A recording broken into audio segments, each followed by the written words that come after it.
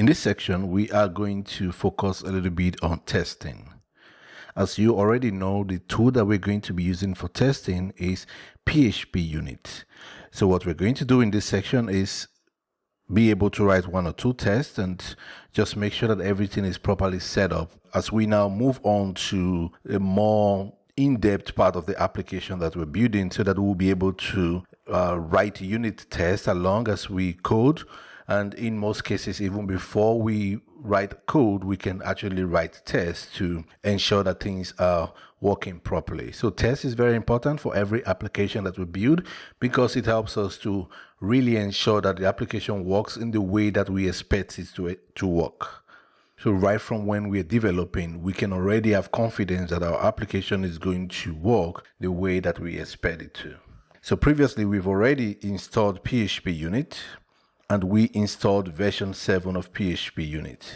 That means from the command line, we can actually try to run a test. Although we have not written any test, but we can actually try to run the command and see what happens.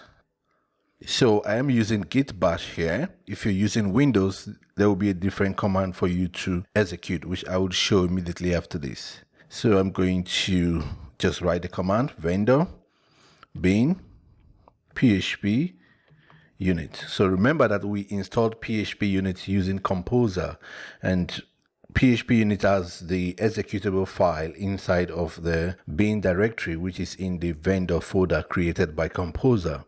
So this is the basic command that we need to type, assuming that we've defined the test directory. But now we need to tell it that our test is located inside of this folder. Congratulations, we've just issued our very first PHPUnit command, and you see the result that no test executed, which is actually true because we don't actually have any tests right now. So what we now need to do is to create our very first test. So inside of the test folder, I'm going to right click, and then I'm going to create a new folder. Let's call this units.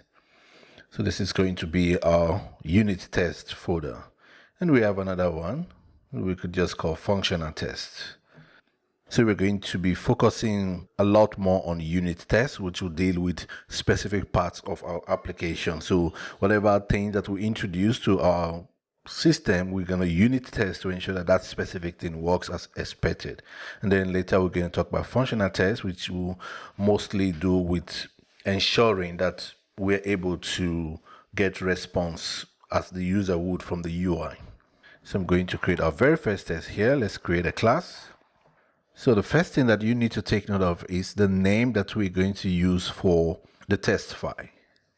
Okay, so whatever name we use, we should just ensure that it contains the word test. So the first one that I want to write will be application test. And this is under the namespace test units. Then I'm just going to click on OK. All right, so ensure that you have a file like this, class application test in the namespace test unit. And the second thing that you need to take note of is the test class should extend the PHPUnit test case class. So we're going to say test case. So that is the test case from PHPUnit, and ensure that you also include line 7, which is the use statement for the test case class. Otherwise, you get an error. So 2 things to take note of here. The class name contains the word test. It extends test case.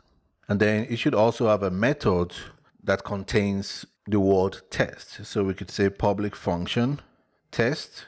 So let's say the first test that we want to write will be to show that we are able to get the instance of the application. Okay, so we're going to say test. It can get instance of application. Right, so you just take note of the way that I'm naming this. So rule of thumb is that we should make the name of the test really descriptive, so that when someone just read it, it knows exactly what this test is going to do. And this test is going to just have one as action. So we're going to say save assert instance of. So we want to see that new application is an instance of the app class, which is basically just a redundant test, but it's okay for us to use this. So the instance of assert method will basically take a string, which is going to be the fully qualified name of the class, and then take an object which actually represents the class. So we could just say here new app. Okay, kind of redundant test because we have app class, which is a full name part, and then we're saying this is instance of this, but it's still okay.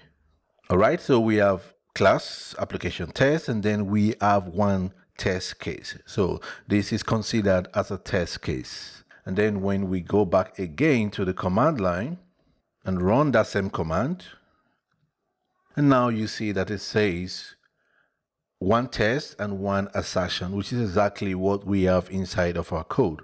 So for those using Windows, I'm going to use my terminal here. So I have a terminal here, which is a window terminal. So you can open your CMD and then just do the exact same thing that I'm going to do. So if we say vendor/bin/PHPUnit and then test, this is not going to work. We're going to get an error. But what we need to do to get this to work is to actually use backslash. And then when we run it, we're now able to execute the test successfully the same way that I am doing using my git bash. So I recommend that you use a good terminal like git bash.